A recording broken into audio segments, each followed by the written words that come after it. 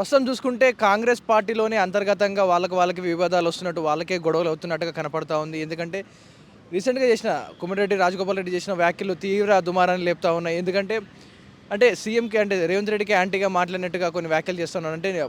మన దగ్గర నిధులే లేవు, ఎలాంటి మీరు హామీలు ఇస్తా ఉన్నారు, ఇలాంటి పనులు జరగట్లేవు అంటూ కూడా ఆయన కొన్ని మాటలు అనడం జరిగింది. సీక్రెట్‌గా చర్చలు జరుపుతా ఉన్నారు.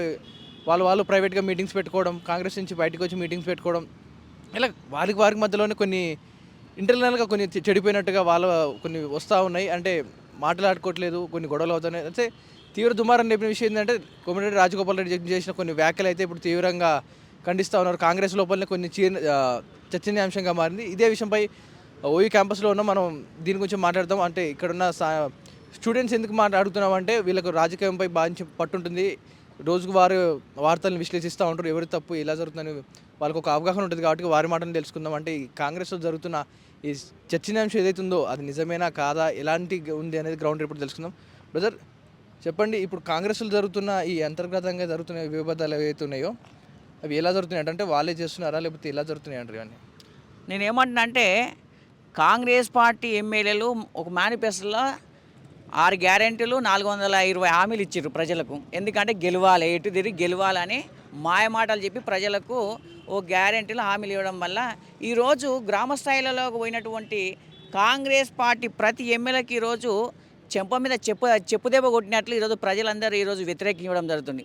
ఎందుకంటే వాళ్ళు 6 గ్యారెంటీలు అన్నారు, ఇప్పటివరకు ఎటువంటి గ్యారెంటీ అమలు చేయలేరు. ప్రజలు ఎక్కడెక్కడ ప్రశ్నించడం జరుగుతుంది. ఈరోజు ప్రతిపక్ష పార్టీ అనేటువంటి బీఆర్ఎస్ పార్టీ కూడా ఎక్కడెక్కడ దాని మీద ప్రశ్నిస్తూ ఉన్నది ప్రభుత్వాన్ని. ప్రజలను చైతన్యం, ప్రజల తరపున ఈరోజు ధర్నాలు నిర్వహిస్తుంది, పోరాటాలు నిర్వహిస్తుంది. వాళ్ళ తరపున ప్రభుత్వాన్ని ప్రశ్నించడం జరుగుతుంది ఈరోజు బీఆర్ఎస్ పార్టీ. అదేవిధంగా ఈరోజు ఈ ప్రజలందరూ చైతన్యమయ్యారు.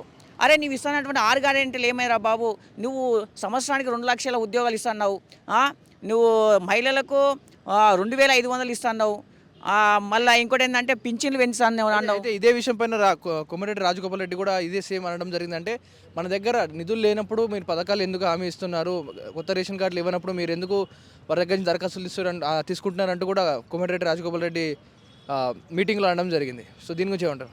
నేనేమంటున్నా అంటే, ఆడ ప్రజలు గ్రౌండ్ లెవెల్ రాజగోపాల్ రెడ్డి నిలదీశారు కాబట్టి ఆ బాధ ఎవరికి చెప్పుకోలేక ఈరోజు సిఎల్పి మీటింగ్లో ఆయన వాళ్ళ ఏమంటారు బట్టి విక్రమార్క అయినా కానీ, రేవంత్ రెడ్డి అయినా కానీ, దీపామున్షి కానీ ప్రశ్నించడం జరిగింది. ఎందుకంటే గ్రౌండ్ లోపల ఉన్నటువంటి కాంగ్రెస్ ఎమ్మెల్యేలని ఎక్కడక్కడ ఈరోజు ప్రజలు బట్టలు చింపేస్తారండి. ఎందుకంటే అరే నాయన, రేషన్ కార్డులు ఎక్కడ పోయినాయి, ఇందిరామిన్లు ఎక్కడ పోయినాయి, 2500 మహిళలకు ఇస్తున్నటువంటి అమౌంట్ ఎక్కడ పోయింది, పింఛన్ 4000 నుంచి 5000 పెంచుతా అని చెప్పినావు, వికలాంగులకు పెంచుతా అని చెప్పినావు, అవన్నీ ఎక్కడ పోయినాయి, ఉద్యోగాలు ఎక్కడ పోయినాయి. ఇక్కడ ప్రజలందరూ గ్రౌండ్ లెవెల్లో ఉంటాడు ఎమ్మెల్యేలు నిలుస్తారు కాబట్టి వాళ్ళకు పట్టక ఈ బాధ ఎవరికి చెప్పుకోలేక ఈరోజు సిఎల్పిఏ మీటింగ్లో రాజగోపాల్ చెప్పిండు. అది గ్రౌండ్ రిపోర్ట్లో వాస్తవమే. ప్రజలు తిరుగుబాటు చేస్తారు. రాబోయే స్థానిక ఎలక్షన్లలో ఈ పథకాలు అమలు చేయకపోతే మాత్రం బొందబెడతారు కాంగ్రెస్.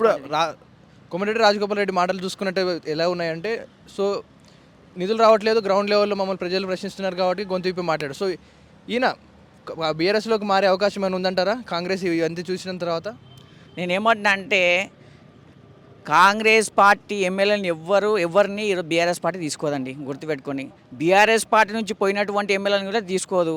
ఎందుకంటే కష్టకాలంలో ఒక పార్టీని మోసం చేసినటువంటి ఎమ్మెల్యేలు ఉన్నటువంటి బీఆర్ఎస్ ఎమ్మెల్యేలను ఈరోజు సుప్రీంకోర్టు తీర్పు ఉంది 10 తారీఖు. పార్టీ ఫిరాయింపు చేసిన ఎమ్మెల్యేలకు అనర్హత వేట రాబోతుంది. వాళ్ళని ఎవరిని తీసుకోరు. రాజగోపాల్ రెడ్డి అనే వ్యక్తి ఒక స్వార్థపరుడు. ఏ పార్టీ గెలిచే టైం ఉంటే ఆ పార్టీకి వెళ్ళేటువంటి వ్యక్తి. అతనికి ఇట్లా మేము బీఆర్ఎస్ పార్టీ ఎవరు తీసుకోరు అని నేను అనుకుంటున్నా. అదేవిధంగా ఈరోజు చూడండి, ఈరోజు కాంగ్రెస్ పార్టీ ఏం చేస్తుంది, ఓన్లీ డైవర్షన్ పాలిటిక్స్ చేస్తుంది అంతే. ప్రజలకు ఇవ్వాలనే వాళ్ళకు ఎటువంటి లేదు. ప్రజలను డెవలప్ చేయాలి, ప్రజలను అభివృద్ధి చేయాలి, ప్రజలకు మంచి చేయాలి, ప్రజలకు సంక్షేమం చేయాలి, ఆ పథకం ఇవ్వాలి, ఈ పథకం ఇవ్వాలనే ఆలోచన అసలు లేదు వాళ్ళకు. ఏంటంటే వాడు కాంగ్రెస్ పార్టీలో ఆ పార్టీ వాళ్ళే గుద్దులాట ఉంటుంది, వాళ్ళే పంచాయతీ ఉంటుంది.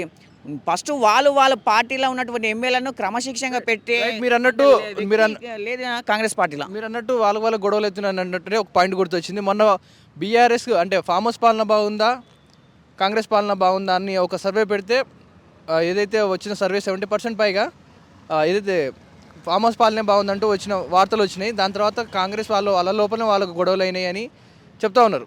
సో ఈ గొడవ వచ్చిన తర్వాత నుంచి ఇవన్నీ స్టార్ట్ అయ్యాయంటారా? నేనేమంటున్నా అంటే ఈరోజు కాంగ్రెస్ పార్టీ ఏం చేసింది, వాళ్ళ సోషల్ మీడియా కాంగ్రెస్ పార్టీ ఎటు తిరిగి 1 ఇయర్ కాలంలో బీఆర్ఎస్ పార్టీకి ప్రజల నుంచి వస్తున్న ఆదరణ, యూతుల ప్రజల నుంచి వస్తున్న ఆదరణ, ప్రజల లోపల బీఆర్ఎస్ పార్టీకి వస్తున్నటువంటి ఆదరణ చూసి ఓర్వలేక ఎటు తిరిగి ఏదో ఫామ్ హౌస్ పాలన అనే ఒకటి, అంటే ఫామ్ హౌస్ పాలన అంటే ప్రజలు మళ్ళీ వ్యతిరేకిస్తారు అనే ఒక కోణంతో, ఒక కుటిల తత్వంతో కావాల్సుకొని ప్రజలను టెస్ట్ చేయాలని అనుకున్నారు. కాదు, ఈడేమైందంటే సీన్ రివర్స్ అయింది. అంటే కేసీఆర్ పాలనే, అంటే అసలు యాక్చువల్గా ఫామ్ హౌస్ పాలనే బదలాం చేయాలనుకుర్రు. కానీ ఏమంటారంటే కేసీఆర్ పాలనే మంచిగా ఉందని ఈరోజు ప్రజలు తీర్పియండు. వాళ్ళకి ఏంటంటే ఈ సర్వే వల్ల కాంగ్రెస్ పార్టీ నాయకులకు చెంప మీద చెల్లుమని కొట్టే సమాధానం ఈరోజు ప్రజలు ఇచ్చిర్రు. ఎందుకంటే ఈ కాంగ్రెస్ పార్టీ ఇప్పుడు ఎటువంటి ప్రజలకు న్యాయం చేయదని ప్రజలకు అర్థమైంది. రాబోయే ఎలక్షన్లలో కాంగ్రెస్ పార్టీని బొందబెడతారని మేము ఆశాబంధం వ్యక్తం. రైట్, ఇప్పుడు చూసుకుంటే ఇది ఏదైతే జరిగిందో కులగణన సగం ఏదైతే జరిగిందో కులగణన సర్వే, దీన్ని ఏమంటారు? ఇది ఇప్పుడు పాజిటివ్గా ఉందా, దీని మీద నెగిటివ్గా ఉందా అంటారు మీ పరంగా చూసుకుంటే? నేనేమంటున్నానంటే ఈ దేశంలో మెజార్టీ ప్రజలైనటువంటి బీసీలకు ఈ కాంగ్రెస్ పార్టీ ఈ భారతదేశము మొదలైన నుంచి ఇప్పటి వరకు అన్యాయం చేస్తూనే ఉంది. ఇప్పటి వరకు కేంద్రంలో బీసీ మంత్రిత్వ శాఖ లేదు, బీసీకి సంబంధించిన ఎటువంటి న్యాయం లేదు, బీసీలకు రిజర్వేషన్ లేవు, ఏవి లేవు. ఈరోజు బీసీలు అనగదొక్కుతున్నటువంటి పార్టీ ఏదైనా ఉంటే 2 జాతీయ పార్టీలు, ఒకటి కాంగ్రెస్ పార్టీ, ఒకటి బీజేపీ పార్టీ. ఈరోజు కులగణన అనే పేరుతోనే ఈరోజు రాహుల్ గాంధీ ఏం చేసిందంటే భారత రాజ్యాంగం పట్టుకొని ఈరోజు దేశం మొత్తం మేము ఏ జనాభా ప్రకారం వాళ్ళకి రిజర్వేషన్ కల్పించాలని ఒక బుక్ ఏమంటారు భారత రాజ్యాంగం పట్టుకొని తిరుగుతాడు. అంటే ఇన్ని సంవత్సరాలు నీ కాంగ్రెస్ పార్టీ పరిపాలించింది కదా, ఇన్ని సంవత్సరాలు నీకు బీసీలు ఎస్సీలు గుర్తుకు రాలేరా? అంటే ఈరోజు ఓన్లీ ఏంటంటే ఎలక్షన్ల ఆల్రెడీ కాంగ్రెస్ పార్టీ భారతదేశం నుంచి రాష్ట్రం వరకు ఎక్కడెక్కడ కాంగ్రెస్ పార్టీ మీద వ్యతిరేకత వచ్చింది. దీన్ని దృష్టిలో ఉంచుకొని ఏ జనాభా ప్రాతిపదికగా వాళ్ళకి ఇవ్వాలని ఒక స్లోగన్తో వెళ్ళిపోతున్నారు. ఓకే, పోతున్నారు, కరెక్టే. మేము ఏమంటే జనాభా ప్రాతిపదికంగా మాకు ఇట్లా అవకాశం కల్పించండి, మాకు ఇట్లా చట్టసభల అవకాశం కల్పించండి, బీసీలకు అవకాశం కల్పించండి. వాళ్ళు ఏమన్నారు, ఈ తెలంగాణలో కామారెడ్డి డిక్లరేషన్ అని మేనిఫెస్టోలో ఒక డిక్లరేషన్ తీసుకొచ్చారు. ఎందుకంటే బీసీలకు 42% రిజర్వేషన్లు తీసుకొస్తామని. కానీ ఈరోజు ఏం చేసినా 42% రిజర్వేషన్లు తీసుకురాకుండా ఎన్నికల కూడా అనుకుర్రు. ఇదే బీఆర్ఎస్ మీరు ఇస్తానన్నటువంటి కామారెడ్డి డిక్లరేషన్ అమలు చేయాలి, బీసీలకి స్థానిక సంస్థలు ఇస్తున్నటువంటి 42% రిజర్వేషన్ అమలు చేయాలని ఈరోజు ధర్నాలు నిర్వహించడానికి కవితక్క గారు అయినా కానీ బీఆర్ఎస్ పార్టీ అయినా కానీ ఎక్కడెక్కడ విద్యార్థి కానీ ఎక్కడెక్కడ కాంగ్రెస్ పార్టీతో నిలదీయడం వల్ల గత్యంతరం లేక ఈరోజు కులగణన నిర్వహించారు. ఈరోజు కులగణన చేసి ఈరోజు బీసీలు ఎప్పుడైనా కానీ 2011లో భారత జనాభా లెక్కన ప్రకారం బీసీలు పెరిగి ఉంటారు, 2014 ప్రకారము బీసీలు ఉంటారు, 2024 వస్తే బీసీలు తగ్గుతారు. ఏమన్నా ఈరోజు బీసీలను ఎస్టీలను తక్కువ చూపించి ఈరోజు హయ్యర్ క్యాస్టులను ఈరోజు పెరిగిందని చెప్పడం ఈరోజు సిగ్గుమాల చర్య. అంటే బీసీలు ఎస్టీలు అందరూ చనిపోయారా? అంటే వాళ్ళకు ఈ 10 సంవత్సరాల అసలు పెళ్ళిళ్ళే కాలేవా, పిల్లలే పుట్టలేరా? అసలు మీరన్నట్టుగానే చూసుకుంటే అంతకుముందున్న సర్వేకి ఇప్పుడు వచ్చిన సర్వేకి బీసీలు కౌంట్ తగ్గిందని మీరు అంటా ఉన్నారు, అండ్ ఎస్సీ తగ్గిందంటారు. ఏ కాస్ట్ని ఎక్కువ పెంచారంటారు ఇప్పుడు వచ్చిన సర్వేలో? ఇప్పుడు 2011లో ఏం చెప్పిండ్రు, బీసీలు ఏమన్నారు, బీసీలు ఎంత అంటే మొత్తం ఓవరాల్ జనాభాలనేమో మొత్తం అంటే ఓవరాల్గానేమో 3,50,00,000 అని చెప్పారు. ఆ తర్వాత 2014 కేసీఆర్ గారు నిర్వహించిన దాంట్లోనేమో 3,68,00,000 అని చెప్పారు. ఇప్పుడు జనాభా ఏం చెప్తారు, 3,70,00,000. అంటే నువ్వు 10 సంవత్సరాలలో ఈ 10 సంవత్సరాల 2 లక్షలే పెరుగుతారా జనాభా? 2 లక్షలు ఎట్లా పెరుగుతారు? ఇప్పుడు కేసీఆర్ గారు సర్వే నిర్వహించినప్పుడు ఎక్కడెక్కడ అమెరికాలో, బ్రిటన్లో, మలేషియాలో, ఢిల్లీలో ఎక్కడున్నా కానీ ఆ రోజు అందరూ గ్రామాలలోకి వచ్చి సర్వే నిర్వహించారు. ఆ రోజు బీసీలు 51% ఉన్నారండి, 51%. అదే ముస్లిం బీసీలో కలుపుకుంటే 61%, 10% కలుపుకుంటే 61% ఉన్నది. ఈ 10 సంవత్సరాలల్లో ఈరోజు 46% అంటే బీసీలు పెరగకుండా ఎట్లా తగ్గుతారండి? నాకు అర్థం కాదు. అంటే బీసీలకు పెళ్ళిళ్ళు అయితే లేవా? అసలు బీసీలు సంసారాలు చేస్తలేరా? బీసీలకు పిల్లలు పుడతలేరా? అసలు మరి బీసీలు ఎక్కడ చనిపోతారు? మరి వాళ్ళ గోరీలు ఎక్కడున్నాయి? వాళ్ళు ఏంది అనేది ఇప్పుడు కాంగ్రెస్ పార్టీ చెప్పాలని మేము ఒక ఉస్మాన్ యూనివర్సిటీ విద్యార్థిగా ఈరోజు కనిపిస్తాం. ఈరోజు ఎస్సీల జనాభా తక్కువ చూపెడుతున్నారు, ఎస్టీల జనాభా తక్కువ చూపెడుతుంటారు. మరి ఏంది హయ్యర్ క్యాస్ట్ జనాభా ఈరోజు? అప్పుడు కేసీఆర్ గారు 2014 సర్వే ప్రకారము 9% ఉంటే ఈరోజు 15% చూపెట్టారు. అంటే ఇంతగానం పెరుగుతారా జనాభా? అంటే నువ్వు ఒక బడుగు బలగిన వర్గాల సామాజిక వర్గ కులాలు ఏమో తగ్గుతున్నాయి, నువ్వు హయ్యర్ క్యాస్ట్ కులాలు ఈరోజు 5-6% పెరుగుతాయంటే దీని వెనుక ఏదో కుట్ర ఉన్నది. రేవంత్ రెడ్డి దీని వెనుక ఏదో కుట్ర పన్ని ఈరోజు చెప్తుండు. నేనేమంటున్నామంటే బిడ్డ రేవంత్ రెడ్డి గుర్తుపెట్టుకో, ఎస్సీ బీసీ ఎస్టీ జనాభాలతో పెట్టుకుంటే మాత్రం రాబోయే తరంలో నేను పాతరేస్తాం. ఈరోజు చూడండి, ఎప్పుడైనా కానీ ఇంతకుముందు ఎప్పుడు లేని విధంగా ముస్లిం బీసీ అని, ముస్లిం ఓసీ అని ఈ పదాలను పెట్టుకొని ఎవరైనా కులగణన చేస్తారా చెప్పండి? ఇదే పాయింట్ తీసుకొని పోయి ఈరోజు కోట్లకు పోతే అది కోట్ల నిలబడతారా? అసలు వీళ్ళు 42% ఇవ్వాలనుకుంటున్నారా, ఇవ్వద్దు అనుకుంటున్నారా? అసలు నేనేమనుకుంటున్నా అంటే బీసీలకు 42% ఇవ్వద్దనే ఒక ఉద్దేశంతో మాత్రమే ఈరోజు ఈ కులగాన పెట్టి ఈ ఏమంటారు తక్కువ చూపెట్టినామని ఆ బీచ్ సంఘాల నుంచి కొట్లాటలు రావడము, ఏదో కాంట్రవర్సీ పెట్టి వీళ్ళకి రిజర్వేషన్లు ఇవ్వద్దనే ఒక కుటిలతత్వంతోనే ఈరోజు కాంగ్రెస్ పార్టీ చేస్తుంది. బిడ్డ రేవంత్ రెడ్డి గుర్తుపెట్టుకో, మళ్ళా కులగణన నిర్వహించాలి. ఈరోజు చూడండి, కులగణన చేసినండి ఎక్కడ ఇప్పుడు ప్రజలకు పోతే మా ఇంటికి రాలేరు అంటారు. అంటే మీ కులగణన సమగ్రంగా చేయలేరు, మీరు కులగణన మళ్ళీ చెయ్యాలి. అదేవిధంగా ఈరోజు రేవంత్ రెడ్డి బీసీలను ఎస్టీలను తక్కువ చూపెడుతుండు. బిడ్డ రేవంత్ రెడ్డి రాబోయే కాలంలో నీకు ఇదే బీసీలు ఎస్టీలు అదేవిధంగా ఉన్నటువంటి ఎస్సీలు నీకు రాబోయే కాలంలో బొంద పెడతారని మేము ఉస్మాన్ యూనివర్సిటీ విద్యార్థిగా తెలియజేస్తున్నాం. రైట్, మరి కొంతమందితో మాట్లాడే ప్రయత్నం చేద్దాం. ఎందుకంటే ఇలా ఉన్నాయి అంటే ఈ కాంగ్రెస్ పైన ఈ వాగ్వాదాలు ఎలా ఉన్నాయి, మరి కొంతమందితో మాట్లాడే ప్రయత్నం చేద్దాం. కాంగ్రెస్ ప్రభుత్వం నిర్వహించిన ఈ కులగణన సర్వే ఏదైతే ఉందో ఇది ప్రజలకి 100% లబ్ధి కోరేలా ఉందా, లేకపోతే దీంట్లో ఏమన్నా లోటుపాట్లు ఉన్నాయంటారా? మొదటగా తెలంగాణ రాష్ట్ర ప్రభుత్వం కులగణన జరిపించటం, కులగణన తదుపరి ఫలితాలను ప్రకటించడం అభినందించదగ్గ విషయం. అయితే సుదీర్ఘ కాలంగా బీసీ జనగణన కులాల వారీగా గణన చేయాలనేటువంటి డిమాండ్ భారతదేశ వ్యాప్తంగా ఉంది. అందులో తెలంగాణ రాష్ట్ర ప్రభుత్వం ముందుకొచ్చి కులగణన జరిపించింది. ఎంతో ఆశతో ఎదురు చూస్తున్నటువంటి ఈ కులగణన తర్వాత ముఖ్యంగా బీసీలకు సంబంధించినటువంటి జనాభా విషయంలో ఒక చేదు నిజం ఒకటి ప్రభుత్వం ముందు తీసుకొచ్చింది. బీసీల జనాభాను తగ్గించి చూపించేటటువంటి ఒక పెద్ద కుట్ర జరుగుతున్నట్టుగా ఇవాళ బీసీల జనాభాను చూస్తే అర్థమవుతుంది. బీహార్లో కులగణన జరిగినప్పుడు 62% ఉన్నటువంటి బీసీ జనాభా సుమారుగా తెలంగాణ రాష్ట్రంలో కూడా 60% పైబడి బీసీ జనాభా ఉండాలి. అలాంటిది ముస్లిం పాపులేషన్ దూదేకుల జనాభాతో కలిపి కూడా బీసీ జనాభాని 50% చిల్లరగా చూపించడం అంటే ఇది ఖచ్చితంగా ఒక కుట్ర దాగి ఉందని చెప్పి వాళ్ళ సమాజం అంతా భావిస్తూ ఉంది. కాబట్టి రాష్ట్ర ప్రభుత్వం చేసినటువంటి సర్వేని చిత్తశుద్ధితో బయటపెట్టాల్సిన అవసరం ఉంది. ఒకవేళ నిజంగా మీకు అంత చిత్తశుద్ధి లేనప్పుడు మరి ఎందుకు ఈ సర్వే చేయించాల్సి వచ్చిందని చెప్పి అర్థం చేసుకోవాలి. నిజంగా ప్రభుత్వం లెక్కలు దాచి ఉంటే మాత్రం ఇప్పటికే బయటపెట్టాలి. వాస్తవంగా ప్రభుత్వం చాలా ఛాలెంజ్గా తీసుకొని గౌరవ ముఖ్యమంత్రి గారు ఎంతో ఛాలెంజ్గా తీసుకొని ఈ ప్రోగ్రామ్ను ముందు తీసుకొచ్చి చాలా సక్సెస్ఫుల్గా చాలా స్పీడ్గా కులగణన జరిపించారు. కానీ వాస్తవాలు చూస్తేనేమో బీసీ జనాభా విషయంలో ఉండాల్సిన జనాభా కంటే తక్కువ ఉందంటే ఏమయ్యారు మరి బీసీలు? 2011 జనాభా లెక్కల ప్రకారం తీసుకున్నా కానీ రాష్ట్ర ప్రభుత్వం చెబుతున్నటువంటి శాతానికి చాలా తక్కువ మంది బీసీ జనాభా కనిపిస్తూ ఉన్నారు. కాబట్టి ఇవాళ రాష్ట్ర ప్రభుత్వం తన చిత్తశుద్ధి నిరూపించుకోవాలి. మీరు చేసినటువంటి జనగణనలో నిజాయితీ ఉందని చెప్పడానికి దానికి సంబంధించినటువంటి డాక్యుమెంట్స్ కానీ దానికి సంబంధించిన వివరాలు ఏమైనా ఉంటే బయటపెట్టాలి. ఇవాళ రాష్ట్రంలో బీసీ మేధావులు అనేక మంది ఉన్నారు.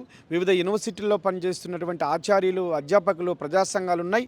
రాజకీయ పార్టీలు కూడా అన్ని రాజకీయ పార్టీలు ఇప్పటికే మౌఖికంగా కుల గణన పైన వారు ఇప్పటికే మౌఖికంగా ఏకీభావం వచ్చి ఉంది. కాబట్టి బీసీలకు రావాల్సిన హక్కులు కానీ చట్టసభల్లో రిజర్వేషన్లు కానీ అదేదో దయాదాక్షిణ్యాలతో ఇచ్చేది కాదు. కాబట్టి బీసీ జనగణనని బీసీ జనాభాని నిజాయితీగా ప్రకటించబడినట్లయితే చెప్పినట్లయితే ప్రభుత్వం తన చిత్తశుద్ధి నిరూపించుకునే అవకాశం ఉంటుంది. కాబట్టి మరొక్కసారి పునరాలోచించి అంకెలు కానీ లెక్కలు కానీ దీనికి సంబంధించిన వివరాలు కానీ పరిశీలించడం కోసం రాష్ట్ర ప్రభుత్వం అవసరమైతే ఒక ఉన్నత స్థాయి విస్తృతమైనటువంటి రౌండ్ టేబుల్ సమావేశాన్ని నిర్వహించి ఉన్నటువంటి అన్ని రకాల సందేహాలను తీర్చాల్సినటువంటి నైతిక బాధ్యత తెలంగాణ రాష్ట్ర ప్రభుత్వంపై, మరీ ముఖ్యంగా గౌరవ ముఖ్యమంత్రి రేవంత్ రెడ్డి గారిపై ఉన్నదని మరొకసారిగా నేను గుర్తు చేస్తూ ఉన్నాను. సార్ ఇప్పుడు పార్టీలంటే ప్రతిపక్షం అధికార పక్షం రెండు గొడవ పడుతూ ఉంటాయి, వదావదాలు జరుగుతూ ఉంటాయి. అయితే ఇప్పుడు కాంగ్రెస్లోనే వారి ఎమ్మెల్యేలకే గొడవలు అవుతూ ఉన్నాయి, అంటే వారికి ఇంటర్నల్గా గొడవలు అవుతుంది. ఏమై ఉండదు సార్ ఈ గొడవలు అన్నిటి కారణం? ఎందుకు ఇలాంటివి జరుగుతూ ఉన్నాయి? ఎమ్మెల్యే నుంచి వ్యతిరేకం ఎందుకు వస్తుంది అన్నట్టు? వాస్తవానికి రాష్ట్ర శాసనసభ జరిగిన ఎన్నికల తర్వాత రేవంత్ రెడ్డి గారు ముఖ్యమంత్రి అయిన తర్వాత రాష్ట్రంలో వేగంగా రాజకీయ సమీకరణాలు, సామాజిక సమీకరణాలు మారాయి. ఆ మేరకు బీసీ జనాభా తమ జనాభాకు తగ్గట్టుగా చట్టసభల్లో ప్రాతినిధ్యం ఉండాలని చెప్పి డిమాండ్ చేస్తూ ఉంది. రాహుల్ గాంధీ గారు కూడా తెలంగాణ రాష్ట్ర పర్యటనకు వచ్చినప్పుడు బీసీల జనాభాకు తగ్గ అవకాశాలు వస్తాయని చెప్పి వివిధ వేదికల మీద వాళ్ళు చెప్పి ఉన్నారు. మరొక పక్క కాంగ్రెస్ పార్టీ అంతర్గతంగా మహేష్ కుమార్ గౌడ్ గారిని పిసిసి ప్రెసిడెంట్గా కూడా పెట్టింది. అంటే ఇవన్నీ చూసినప్పుడు బీసీ జనాభా యొక్క ఓట్లను ఆకర్షించడం కోసం అటు కాంగ్రెస్ పార్టీ కానీ బీఆర్ఎస్ పార్టీ కూడా పెద్ద ఎత్తున పనిచేస్తుంది. మొన్న బీసీ జనగణన కుల గణన తర్వాత లెక్కల తర్వాత అనేక మంది శాసనసభ్యులు మాట్లాడారు. కానీ అధికార పార్టీ శాసనసభ్యుల్లో ఎక్కువ మంది మౌనవ్రతం చేపట్టారు. ఎందుకు మౌనవ్రతం చేపట్టాల్సి వచ్చింది? మరీ ముఖ్యంగా బీసీలుగా ఉన్నటువంటి ఎమ్మెల్యేలు, బీసీ సామాజిక వర్గం వచ్చిన ఎమ్మెల్యేలు ఎందుకు మీరు మాట్లాడలేకపోతున్నారు? మాట్లాడాల్సినటువంటి చారిత్రకమైన బాధ్యత మీ మీద ఉందని చెప్పి అర్థం చేసుకోవాలి. అంతేకాకుండా అన్ని రాజకీయ పార్టీల నుంచి ఎన్నిక కాబడినటువంటి బీసీ సామాజిక వర్గానికి సంబంధించినటువంటి ఎమ్మెల్యేలు మాట్లాడాల్సిన అవసరం ఉంది. మాట్లాడటం ద్వారా మాత్రమే ఉంటుంది. ఇక ఎమ్మెల్యేలు రకరకాలుగా మాట్లాడుతున్నారు కాంగ్రెస్ పార్టీలో, అధికార పార్టీలో అన్నది వారి అంతర్గత సమస్య. కాంగ్రెస్ పార్టీ విశాలమైనటువంటి ఒక ప్రజాస్వామ్య భావన ఉన్నటువంటి పార్టీ మొదటి నుంచి కూడా. కాబట్టి వాళ్ళ పార్టీ అంతర్గత విషయం. కానీ బీసీ విషయాలు మాట్లాడుతున్నారని, బీసీ జనగణన చక్కగా లేదని చెప్పి విమర్శించిన ఎమ్మెల్యేలపై ఒకవేళ చర్య తీసుకుందాం అనుకుంటే అది పొరపాటు, అది సరైంది కాదు. అది అంతర్గత ప్రజాస్వామ్యం ఉన్నటువంటి అతి పెద్ద ప్రజాస్వామ్య దేశం ఉన్నటువంటి పెద్ద జాతీయ పార్టీగా కాంగ్రెస్ పార్టీకి ఆ చరిత్ర ఉంది. అట్లాంటి స్వభావం కూడా కాంగ్రెస్ పార్టీకి ఉంది. కాబట్టి బీసీ లెక్కలపై నిలదీసినటువంటి శాసనసభ్యుల్ని బెదిరించో నయానో భయానో వాళ్ళు నోరు మోయించే ప్రయత్నం చేయటం సరైంది కాదు. కాబట్టి ప్రభుత్వం కూడా ఒక్కసారి విశాలంగా ఆలోచించాలి. శాసనసభ్యులు ప్రజల యొక్క అభిప్రాయాలకు లోబడి ప్రజాస్వామ్యం లోపల సమాజంలో నడుస్తున్నటువంటి అనేక రకాల చర్చలు, అనేక రకాల అభిప్రాయాలు, అనేక రకమైన భావ స్వేచ్ఛను ఉద్దేశించి అవి గమనించిన తర్వాత శాసనసభలో మాట్లాడుతూ ఉంటారు. కాబట్టి అటు శాసన మండలిలో కానీ శాసనసభల్లో కానీ ఎమ్మెల్యేలు బీసీ జనాభాపై వాళ్ళ పార్టీ ఎమ్మెల్యేలు కానీ వేరే పార్టీ వాళ్ళు కానీ మాట్లాడినప్పుడు సహృదయంతో స్వీకరించి ప్రభుత్వం ఆన్సర్ చేయాల్సిన అవసరం ఉంటుంది. తప్పితే మేము చేశాం కనుక ఇదే నిజము అని చెప్పి అనటం అంటే ప్రభుత్వం ప్రజాస్వామ్యటువంటి భావనను అవమానపరిచినట్టే. కాబట్టి ప్రభుత్వంలో ఉన్నటువంటి అధికార పక్షంలో ఉన్న ప్రతిపక్షంలో ఉన్న బీసీ శాసనసభ్యులారా ఏకం కావాల్సిన అవసరం ఇప్పుడు ఉన్నది. ఏకమయ్యి బీసీ జనాభాను తక్కువ చేసేటువంటి ప్రయత్నం ఏమైనా జరుగుతుందా? రేపు పొద్దున రాజకీయ పరమైనటువంటి అవకాశాల కోసం బీసీ జనాభా గొంతెత్తుతుందని చెప్పి ఒకవేళ వాళ్ళ జనాభాని లెక్కల్లోనే తక్కువ చూపే ప్రయత్నం ఏమైనా జరుగుతుందా అనేది శాసనసభ్యులు మాట్లాడుకోవాలి. ఇవాళ సామాజిక వర్గాల వారీగా అన్ని రకాల శాసనసభ్యులు వాళ్ళ కుల సంఘాల మీటింగులు పెట్టుకుంటున్నారు, సామాజిక వర్గాల సమావేశాలు పెట్టుకుంటున్నారు, ఓసీలు పెట్టుకున్నారు, ఎస్సీ ఎస్టీలు పెట్టుకున్నారు, బీసీలు పెట్టుకున్నారు. ఆ బీసీ సామాజిక వర్గ ఎమ్మెల్యేలు వాళ్ళు ఒకరికొకరు పట్టుదలకు పోకుండా నిజంగా ఇది మీ రాజకీయ పార్టీలకు సంబంధించిన అంశం కాదు, మొత్తం బీసీ జనాభాను చరిత్రలోకి ఎక్కించేటటువంటి బీసీ జనసంఖ్యను చరిత్రలో నమోదు చేసేటటువంటి ఒక బృహత్తరమైన కార్యక్రమం తెలంగాణలో ముగిసింది. కాబట్టి ఆ లెక్కల పట్ల వివరాలు రావాలంటే, విశ్వసనీయత పెరగాలంటే అన్ని రకాల పార్టీల్లో ఉన్నటువంటి బీసీ శాసనసభ్యులు గొంతు తెరవాలి. ఒకవేళ గొంతు తెరిస్తే నా రాజకీయ అవకాశం ఎక్కడ పోతుందో అని చెప్పి మీరు మౌనవ్రతం వ్రతం దాలిస్తే మాత్రం అది బీసీ సమాజానికి మీరు చేసినటువంటి ద్రోహంగా పరిగణించాల్సి ఉంటుంది. కాబట్టి మీ రాజకీయ పార్టీ మీకు ఎంత ముఖ్యమో బీసీ జనాభా సంఖ్యను చూపమని అడగటం కూడా ఒక బీసీగా మీకు కూడా అదే రకమైన నైతిక బాధ్యత, సామాజిక బాధ్యత ఉంది. కాబట్టి అందరి ఎమ్మెల్యేలు ఒకసారి ఈ విషయంపై మాట్లాడాలని, కూర్చొని ఒక కార్యాచరణ తీసుకొని ఆ లెక్కల పట్ల ఉన్నటువంటి స్పష్టతను తెలపాల్సినటువంటి అవసరం అయితే ఉంది. అట్లా లేనప్పుడు తెలంగాణ రాష్ట్ర శాసనసభ ద్వారా ఎన్నిక కాబడినటువంటి ఎమ్మెల్యేలుగా ఉన్నటువంటి వాళ్ళు, చట్టసభల్లో ఉన్నటువంటి వాళ్ళు నిజమైనటువంటి శాసనసభ్యులుగా నిలబడాలంటే, ప్రజల చరిత్రలో నిలబడాలంటే, బీసీల చరిత్రలో నిలబడాలంటే ఖచ్చితంగా లెక్కలు తెలవాల్సి ఉంది. మీరు ఎమ్మెల్యేగా ఈ 5 ఏళ్ల కాలం పాటు మాత్రమే ఉంటారు. కానీ ఒక బీసీ సమాజంలో సభ్యుడిగా మీ జీవిత కాలం పాటు మీరుంటారు, మీ కుటుంబ సభ్యులు ఉంటారు, మీ బంధువులు ఉంటారు, మీ దగ్గర మిత్రులు ఉంటారు. కాబట్టి మీ రాజకీయ పదవి శాశ్వతం కాదు.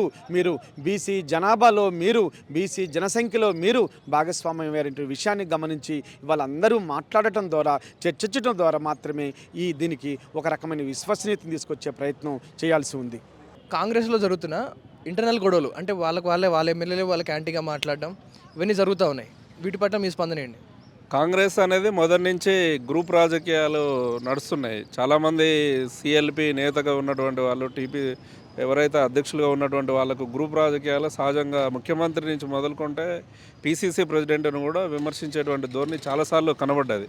రేవంత్ రెడ్డి పీసీసీ ప్రెసిడెంట్గా ఉన్నప్పుడే అదే కాంగ్రెస్ సంబంధించినటువంటి వాళ్ళే వ్యతిరేకంగా ఒక గ్రూప్గా మీట్ అయినటువంటి సందర్భాలు ఉన్నాయి. ఈరోజు ప్రధానంగా అప్పుడప్పుడు ముఖ్యమంత్రి మీద కూడా ఆ పార్టీకి సంబంధించినటువంటి వాళ్ళే వ్యతిరేకంగా కామెంట్ చేసేటువంటి పరిస్థితి ఉంది. ఈరోజు ప్రధానంగా జనగణన సంబంధించినటువంటి విషయంలో తీన్మార్ మల్లన్నకు సంబంధించి కాంగ్రెస్ పార్టీ తీసుకున్నటువంటి నిర్ణయం పైన ఒక కాంగ్రెస్ పార్టీలో ఎమ్మెల్సీగా గెలిచినటువంటి అభ్యర్థి తీవ్రమైనటువంటి విమర్శలు చేస్తున్నటువంటి సందర్భం మనకు కనబడుతుంది. అదేవిధంగా కోమటి రెడ్డి రాజగోపాల్ రెడ్డి కూడా వ్యతిరేకించినటువంటి సందర్భాలు ఉన్నాయి. అంటే కాంగ్రెస్లో ఈ రకమైనటువంటి చర్చలు కానీ, ఈ రకమైనటువంటి వాతావరణం ఉండడం అనేది మొదటి నుంచి మనకు కనిపించేటువంటి పరిస్థితే.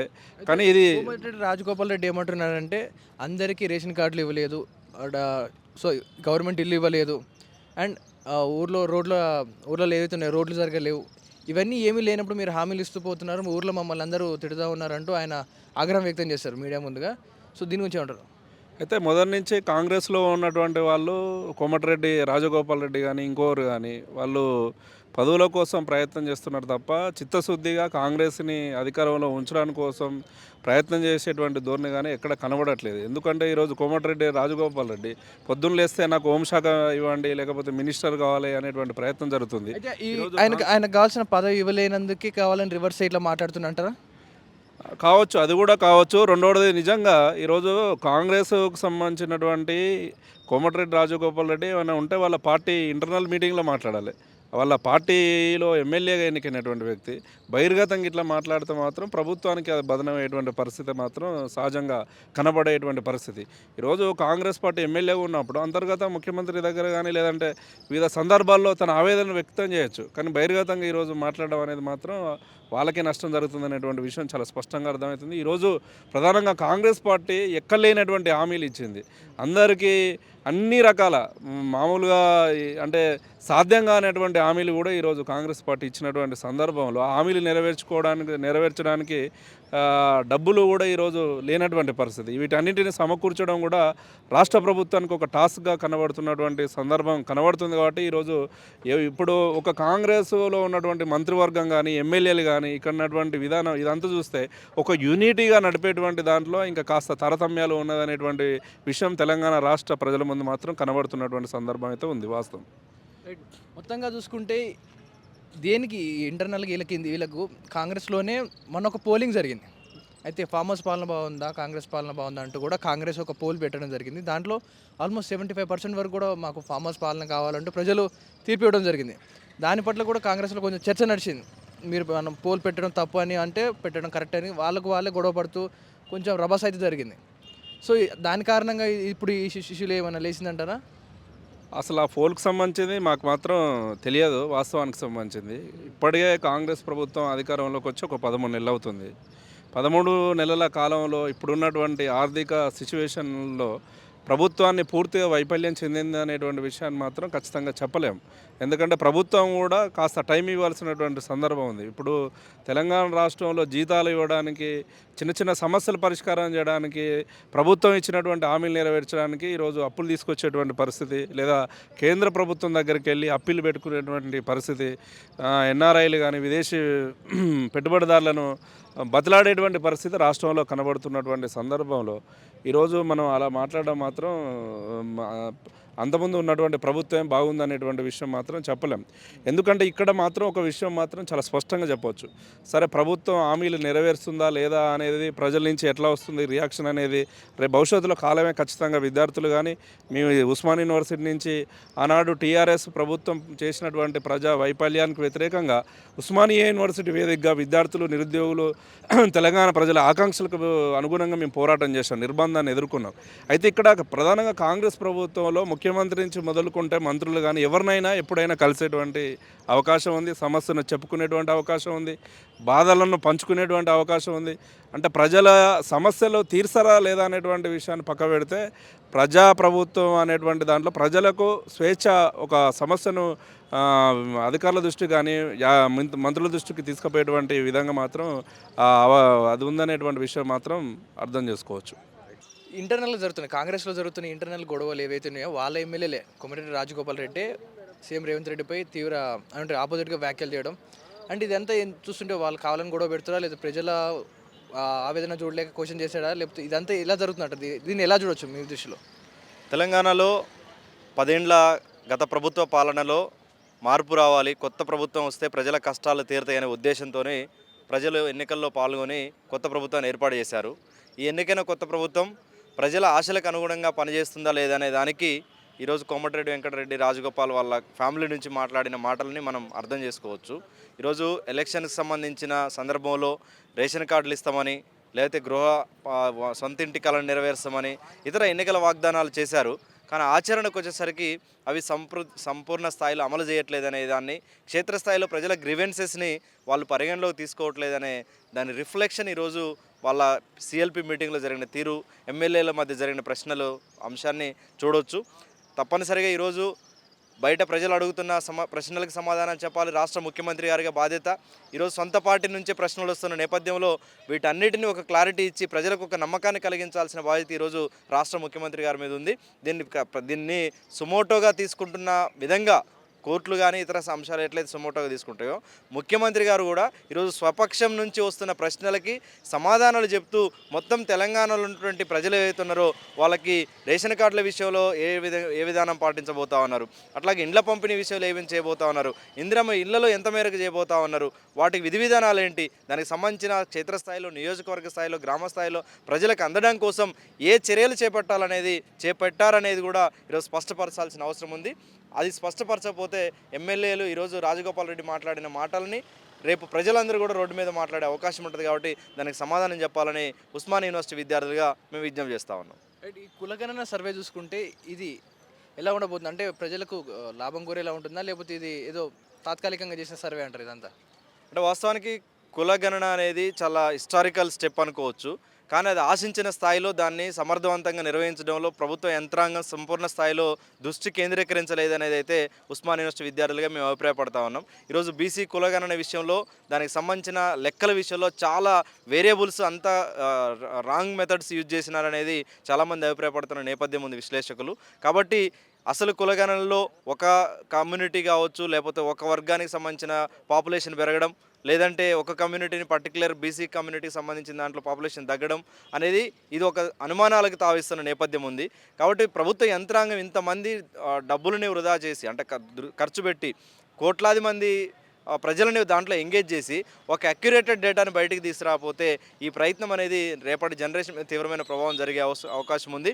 ఇప్పటికే తెలంగాణలో ఉన్నటువంటి బీసీ నాయకులు కావచ్చు, ప్రజా సంఘాలు కావచ్చు, కుల పెద్దలు కావచ్చు, దానికి సంబంధించిన వాళ్ళందరూ కూడా మాట్లాడుతూ ఉన్నారు. దీని మీద మాకు అనుమానాలు ఉన్నాయి అనేది, కాబట్టి దాన్ని స్పష్టపరచాల్సిన అవసరం ఉంది.